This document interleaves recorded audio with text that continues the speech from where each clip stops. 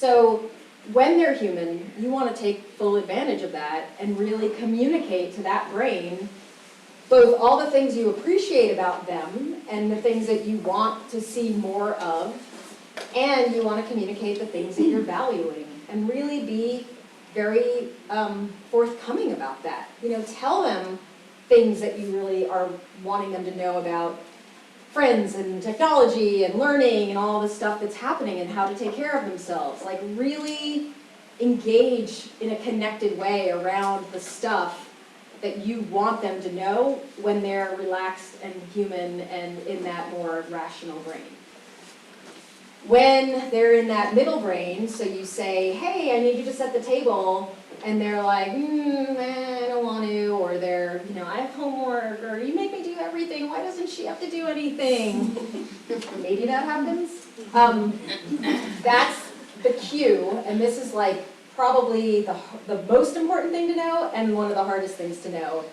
That is your cue to acknowledge with empathy, and then stop talking, pause, slow it down, and then, again, come around the bend. Because what most of us do is we hear that, and you're like, no, this is what you have to do. And then all of a sudden, you're off to the races. And everybody's starting to get bubbly, and the brains are getting crazy, and then boom, there's a big meltdown.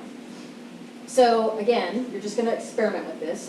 It may or may not work, so you're just going to try, but it will many times if you're really doing it with authenticity. It can't be a technique. It can't be like, I hear you, now you need to go do the dishes. But it's like, wow, you're having a hard time, I get it.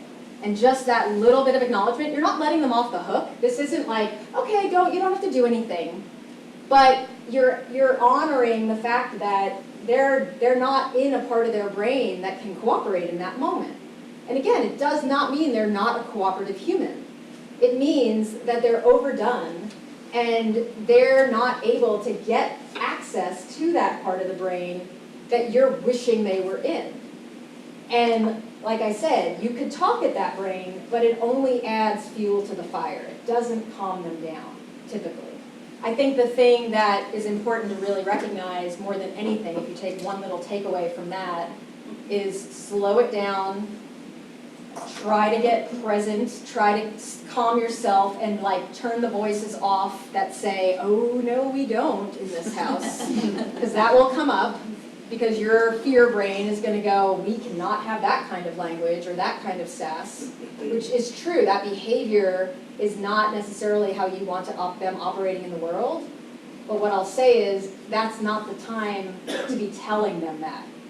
Like, if you and your partner were having a hard time, and you were very tired and very overdone, and you said something that wasn't very kind, and the first thing they did was come back and go, you may not speak to me that way, that is not okay, we do not speak like that in this house, how dare you, that is disrespectful. You're not like, oh, you're right. You're like, it is on, let's go. Like, we're going for it now. So put yourself in their shoes. Like, at this age, you're going to get more human brain than you would have, but you're not going to get a lot of it, especially at the end of the day, because they're done and they're tired, and you're the safe base where they can go and dump a little of the emotional gunk that got stirred up.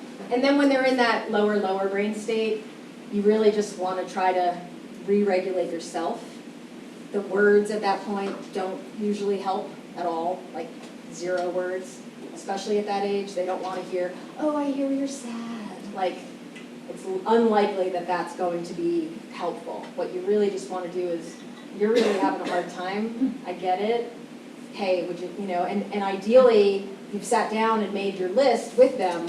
Okay, so when you feel really upset, what's helpful? I've asked this question to lots of young people, and a lot of times they say, if I could just go outside and like run around, or like go outside and just be alone, or go to my room and just like be alone, it really helps me get back together. It's the talking that I can't get myself back to balance with.